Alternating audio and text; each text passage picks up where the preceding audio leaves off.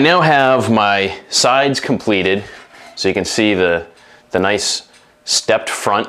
It's nice and cleaned up now, and both the left and the right piece match identically. I also have my top cut to width, and I have my bottom ready to go. So my next step is to start laying out my dovetails.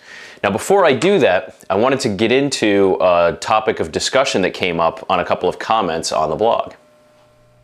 Going back to the original SketchUp model, you'll recall that the case construction is actually done with dovetails.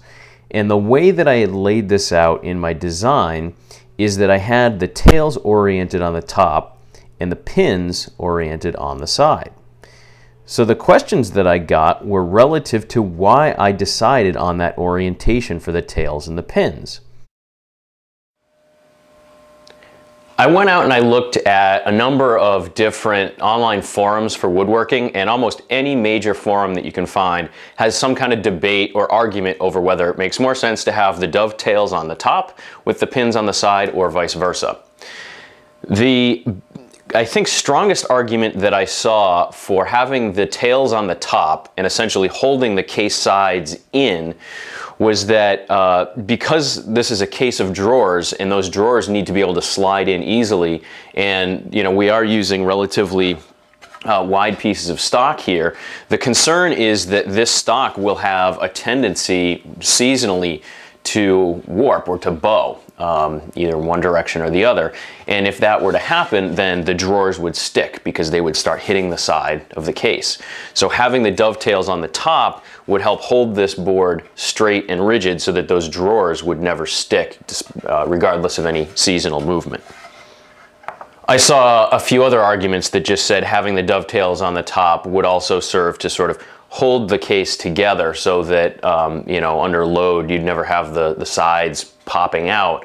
But in reality, the drawer blades, or those dividers, get dovetailed into the front of the case, and that actually secures the two sides together pretty well. So I didn't really think that argument held much water. Now, there were also some fairly compelling arguments for why you would want to have the dovetails on the sides.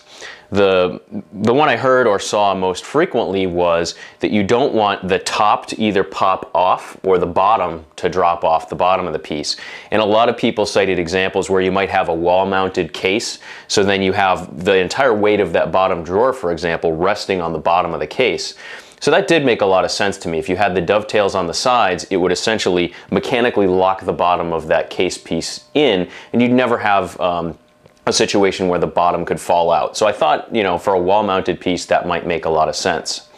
Mark Rhodes actually left a comment on my blog, and his concern was that by having the top dovetailed into the sides, there would be a risk of that drawer, because basically the top of the case serves as the drawer kicker. When that drawer slides in and out, that torque up and down might eventually sort of pry the top off. So that was his reason for suggesting having the tails on the sides instead of the top, which I thought was, a fairly valid argument as well.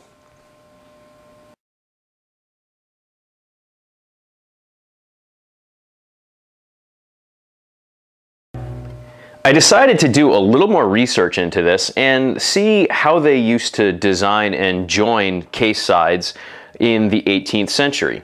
So I went to my American Furniture of the 18th Century book, and although I don't really build period reproductions, I find this book really helpful when I want to see how something was constructed in the 18th century, because I think a lot of times the joinery and the techniques they used are still very relevant and applicable today.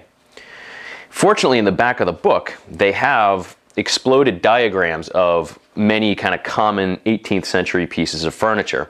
So I started out looking at this chest of drawers, which is from the Queen Anne period.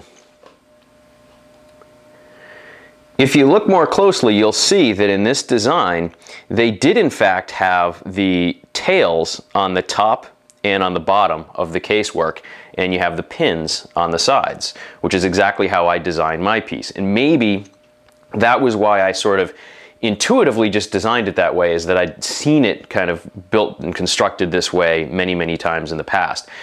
That being said, I saw a number of posts in some of the online forums saying that historically the tails were always on the sides. So people were emphatic in one direction or the other, but at least according to the author of this book and the pieces that he's sort of examining, and in this Queen Anne chest, the tails are indeed on the top and the bottom. As I was sort of thinking about the applications where I've used the dovetails on the top of a case piece, I came up with a theory that I thought I would investigate a little bit further. So if I continue through this book, a little bit later on when we get to a Chippendale piece, this is an example of a slant front desk. Now the major difference here is that with a slant front desk like this, you don't have any molding or trim around the top that conceals the joinery. Again, looking over at the exploded diagram, I'll show you exactly how they ended up managing to conceal the joinery despite the fact that there was no trim. And basically, it's a fairly simple solution. They just used half-blind dovetails. That way, if you look at the case from the sides, you don't see any of the joinery. You would only see the dovetails from the top of the piece. And with something this large, that wouldn't really stand out. And so the designer and the jointer here wouldn't really have any problem with that kind of construction. So I think for sort of consistency of whether they were using half blinds or through dovetails, in a lot of cases they just got into the habit of using the tail pieces on the top. And again, that gives them the option of doing half blind tails if they wanted to. So that's kind of my theory as to why you see the tails in the bottom of a lot of case pieces, but I'm not convinced that from a structural standpoint it makes a huge difference. In the end, I ultimately decided I was going to stick with my original design, and that was to have the dovetails on the top of the case. I think as woodworkers we tend to be very analytical when it comes to how we're designing our joinery, and we have a tendency to think about, you know, what would happen to this piece if all of the glue joints happened to fail, and we want to make sure that the thing would still stay together if that, you know, event were ever to occur. The reality is your glue joints are not likely to just suddenly fail. And in fact, I would bet that over 200 or 300 years, a glued dovetail joint like I'm going to use on this case isn't going to go anywhere, regardless of any, you know, drawer racking you might have on it or any seasonal movements of the sides. So my ultimate decision in this instance was really more about aesthetics and less about the physical properties of the joint. There were lots of arguments for either sort of orientation, and neither one of them, to me, was a good enough argument to change how I think the final piece is going to look. To me, that ended up being the bigger decision.